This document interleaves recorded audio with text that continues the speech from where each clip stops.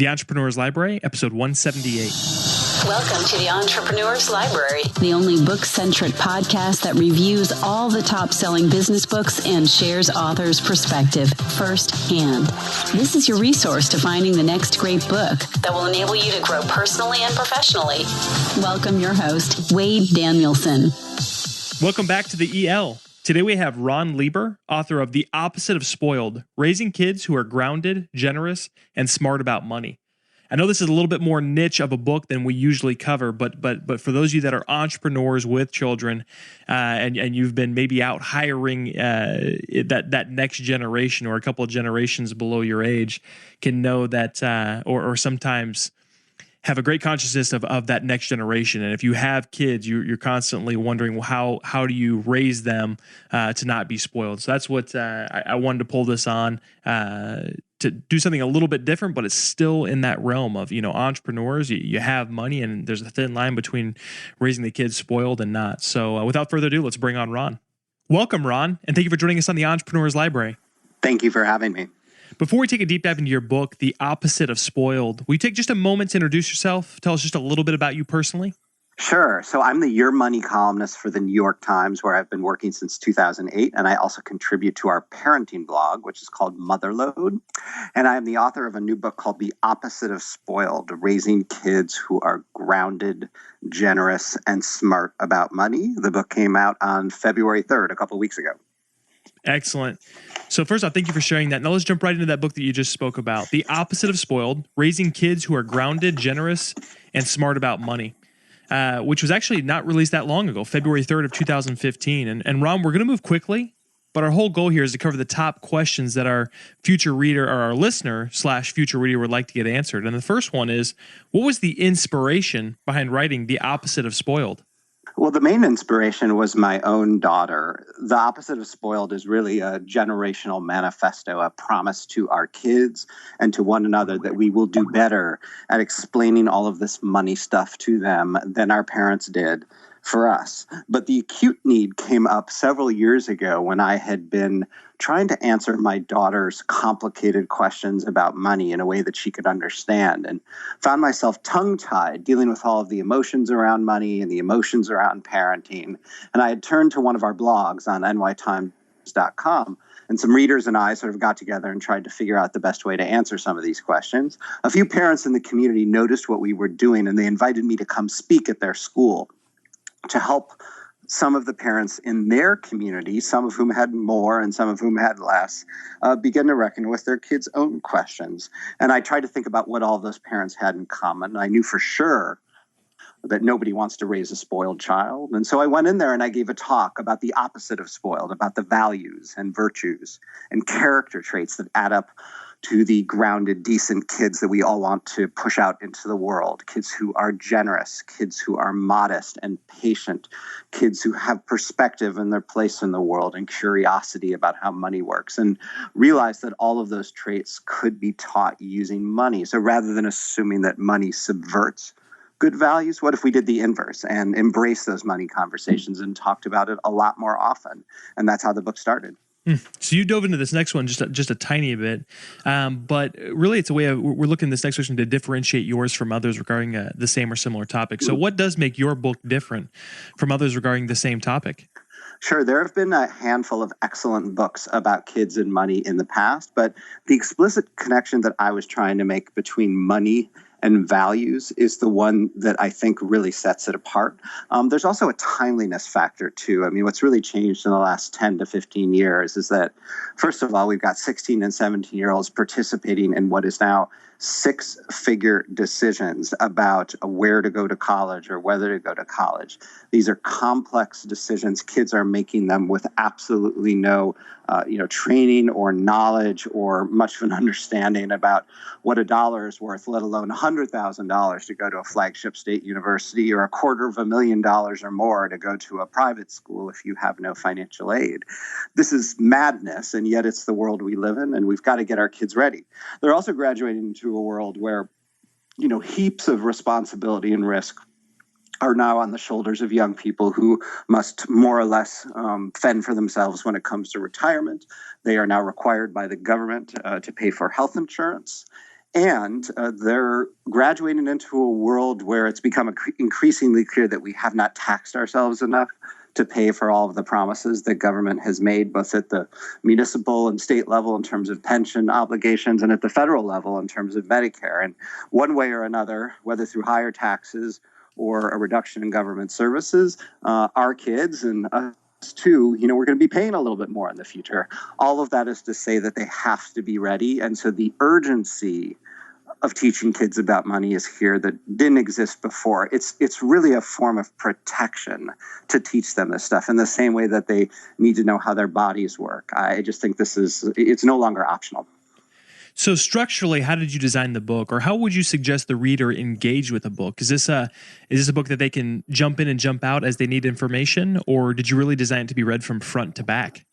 It's designed to be read front to back. I mean, there is a logical order to it, but I also built it and created the index such that people could go back and forth again and again when they wanted to dip into the allowance section, or when it came time to get their kid a cell phone, or when it comes time to have the car conversation, all the various ways that families can frame that. So, I wanted it to be useful for years and years, but I'm hoping that people will read it straight through the first time they encounter it.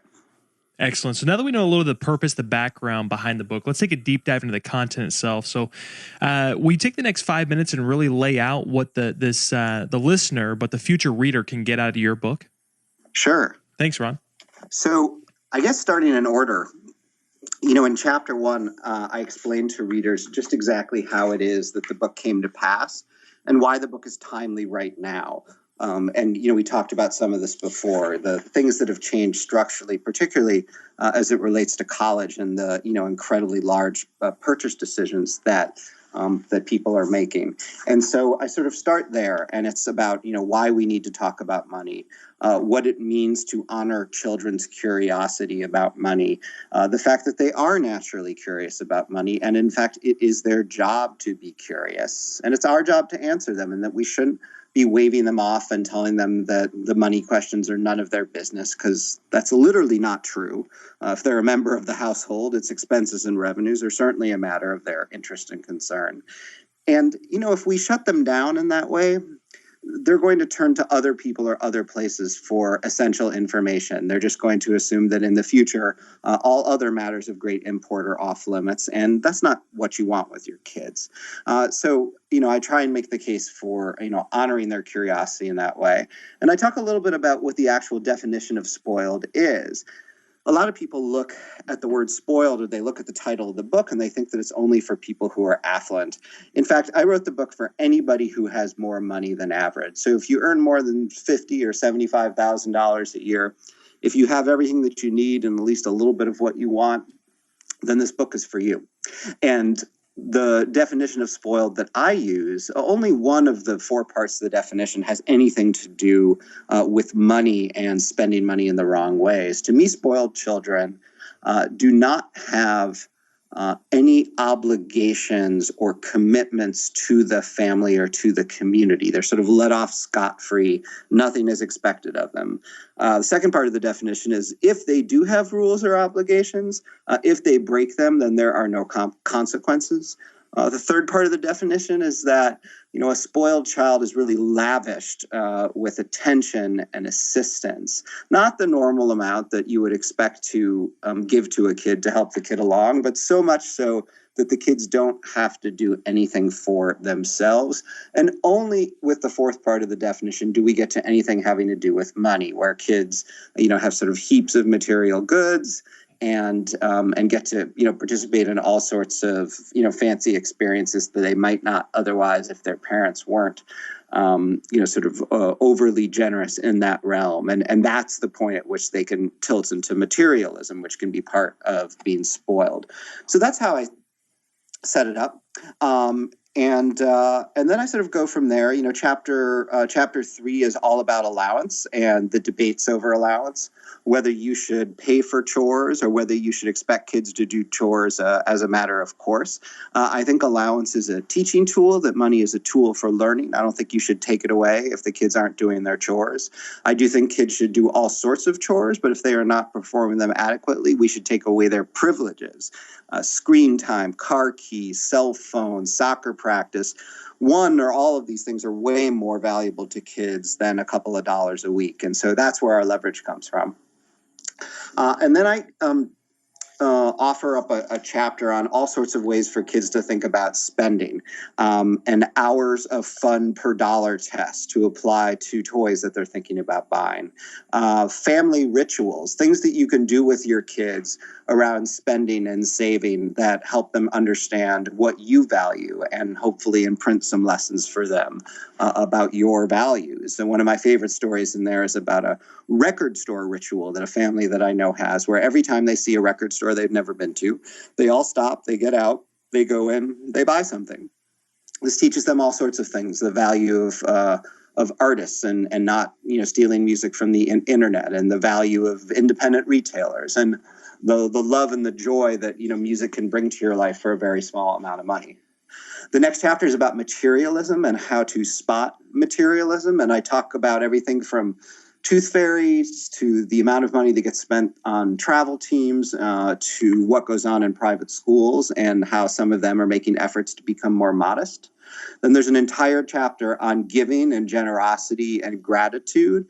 Gifts of everything from $1 to $1 million are covered, and the families of all sorts who have given them. And really, all throughout the book, I illustrate these points with families on sort of the far end of transparency and kind of uniqueness and creativity from all over the country. I mean, California, Utah, Chicago, Boston, Washington, Atlanta. These families are from everywhere, from all parts of the world, rich and poor, different religions, black and white, of all sorts. The next chapter is about why kids should work, about the importance of paid work, and why every kid should work as a teenager. And there's an extended segment in there making the case for the fact that I think the kids should pay for their first semester of college tuition all by themselves. And finally, the last chapter is about trade-offs, gratitude, and sort of perspective on your place in the world. Who has more, who has less, how that came to pass. And if you're lucky enough to be among the more affluent ones, how to talk to your kids about that and give them perspective on how they got that way, and make sure they understand how lucky they are. And so, that's the short 5-minute version. You did an excellent job of breaking that down. I mean, seriously, you did a phenomenal job of being thorough, but keeping it brief at the same time. So thank you for doing that. And Sure. The next question, we're asking you to take it a step further. And that we're asking that if the reader can only take away one concept, principle, or action item out of your entire book, what would you want that to be? I'd want readers to understand that when a question comes about money, and the questions will come fast and furious, that it is our job to stop what we're doing, turn away from the laptop, put down the phone or the newspaper, and really engage. Kids' sole job is to be curious. It is our job to answer their questions, and we need to pay close attention when they're asking about money in particular. And in particular, we need to pay close attention when girls are asking or when they are not asking, because all of the survey research shows that parents don't talk to girls about money as much as they do about boys, as much as they do to boys. And the result of that is that by the time they're teenagers, girls expect to have starting salaries as adults of 20 to 40% less than what the boys do. As the father of a 9-year-old daughter, this really burns me up. So I want people to talk about it. I want them not to be afraid, ashamed, to think that they are protecting their kids by being silent. The reverse is actually true. We're in a new and different kind of world where kids need to be ready to think about money and be smart about it by the time they are in college and out of college. Well, Ron, you've said a couple quote-worthy things so far, especially in that last question, but that's our next question as well. Do you have a favorite quote from your book, and can you take a second to explain what it means to you? I mean, on the silence front, there's a quote from a woman named Nan Morrison, who runs the Council for Economic Education.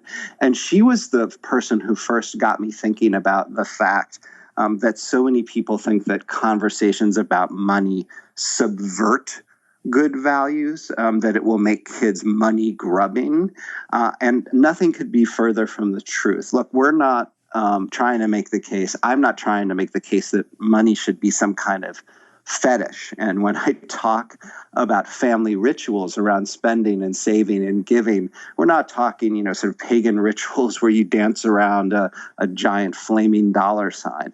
I just want people to talk about it a little bit more often, for parents to narrate the choices that they are making, to bring kids in on some of the financial decision making, and to be a little bit more transparent for a lot longer while the kids are in childhood. It is, not that complicated. The book is a blueprint and a playbook. And I think it'll go a long way towards families having a better understanding of not just what they have, but what they stand for.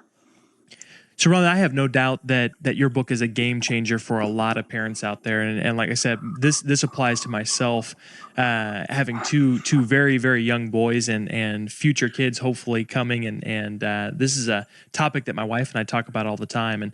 And this next question is going to step away from your book for a second, but I really want to ask, if there was only one book you could recommend based on the way that it's changed your life, created a lifestyle or a paradigm shift for you, what book would you suggest? Wow, that's a tough one. I think the book that has most affected my thinking about money is probably Carl Richards's book, The Behavior Gap. Now, full disclosure here, Carl writes for me at the New York Times. He contributes, he does these napkin sketches of, sort of deep and complex financial concepts that can fit in a basic sketch that he makes with a Sharpie, on a napkin.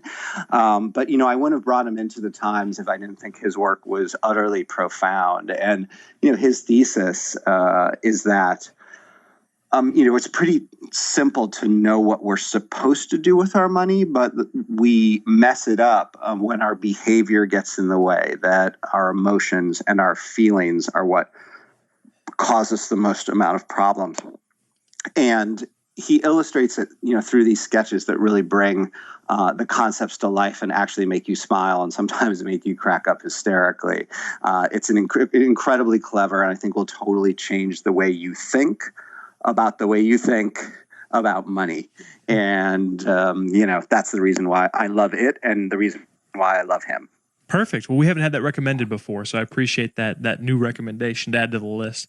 So, Ron, before we depart, can you recommend the best way for our listeners to not only get more information on you, but also get more information on your book, The Opposite of Spoiled? And please mention if you have websites or other resources that we can throw in the show notes. We would love for people to know more about you.